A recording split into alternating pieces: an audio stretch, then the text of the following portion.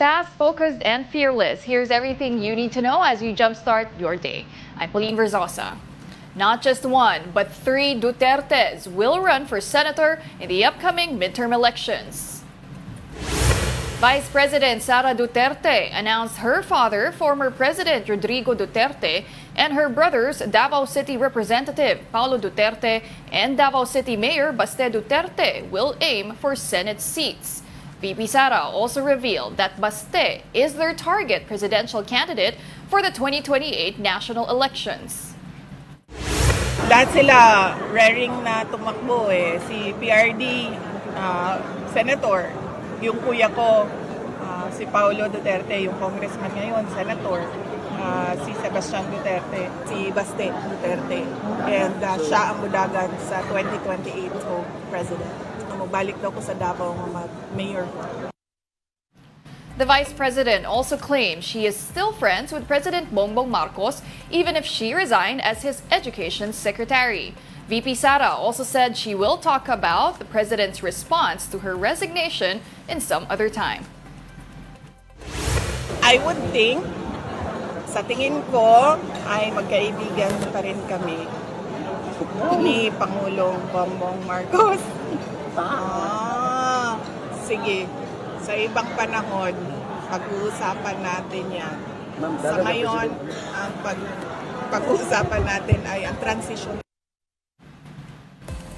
Political analyst Julio Tihanki says the so-called Duterte populist playbook is still in play.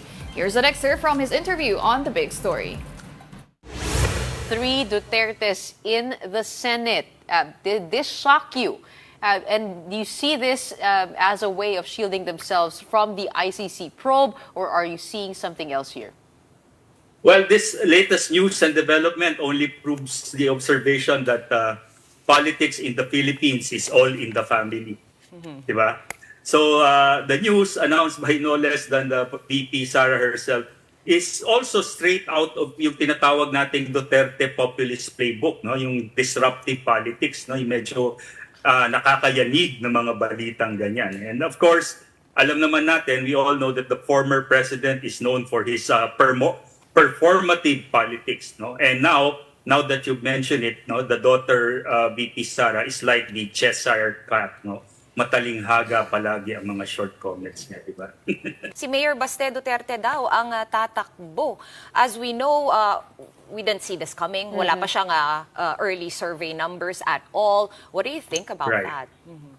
Well, there are several ways to read this latest development, no? Una-una, first we can see it as a political smokescreen, no, to cover their real motives, no? Remember, itong mga Dutertes are both on the defensive and on the offensive politically at this point in time, no? Perhaps this is just one of in a series, no, of political misdirection from their end, no?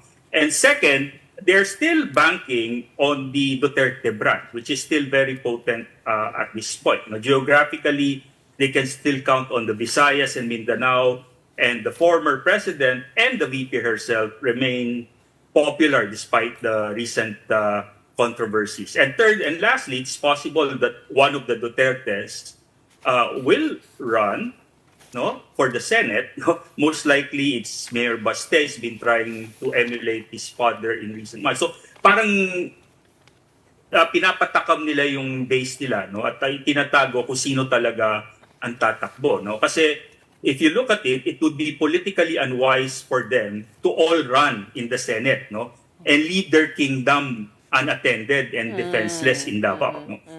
Remember, they're also facing a very tough challenge from their former ally, the Nogralises. No?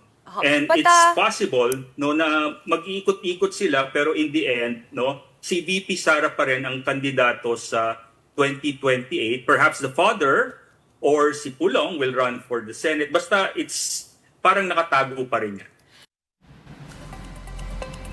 Senator Bato Dela Rosa expressed shock on the announcement that 3 Dutertes will run for senator in the 2025 midterm elections. In an interview with 1PH sa Totoo Lang, Dela Rosa said he's happy with the news because he would not have a lonely campaign with Senator Bongo. The senator also believes that former President Rodrigo Duterte wants to go back to politics because he wants to address some national interest issues. Recall that the former president said he is not interested to run for senator. Hindi na daw siyang mapamahinga, hindi siya makikialam, basta medyo okay ang nakikita niyang pagpatakbo sa mga pagdala ng national interest ng Pilipinas. Baka mamaya gusto niyang meron siyang gustong gawin. The Philippine Star reports that lawmakers have committed to pass 20 priority measures in the remaining sessions of Congress. These are aimed at promoting development and attaining socio-economic transformation. So far, a total of 17 out of 59 priority measures of the Marcos administration have been signed into law. And there is no room for the Bangko Sentral ng Pilipinas to cut rates this year, as inflation may still breach the target. Business World quoted ANZ research as saying that the outturns are not low enough to permit rate cuts. It explains that inflation is still running close to the upper bound of the target range of 2 to 4%. A House committee plans to invite former President Rodrigo Duterte and Senator Dela Rosa to a hearing about the alleged extrajudicial killings in the previous administration. The House Committee on Human Rights initially did not want to get the former president and his former police chief. However, the committee changed their mind after families of war on drugs victims expressed their statements about the controversial program. They will also invite former Senator Laila de Lima in the next hearing as a resource speaker. De La Rosa said he will not attend the House probe into the war on drugs upon the advice of Senate President Cheese Escudero. He said Escudero expressed concern about the House lawmakers breaking the interparliamentary courtesy whenever they are inviting senators to their hearing.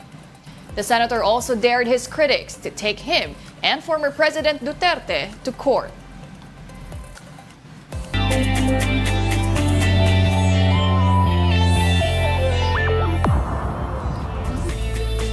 The roster of Team Philippines for the Paris Olympics has now climbed to 20. The latest to join the list are Bianca Pagdanganan and Dottie Ardina, who made it in the top 60 cutoff of the International Golf Federation. Also among the Filipino qualifiers for Paris are swimmers Kayla Sanchez and Harold Hatch, as well as judoka Kiyomi Watanabe. This is larger than the Philippines' contingent in the 2020 Tokyo Games, but the Philippine Olympic Committee is still expecting more to join the list. And those are the top stories of the hour. Join us later at 9 a.m. as we continue to monitor the day's biggest stories. I'm Pauline Verzosa. We are One News.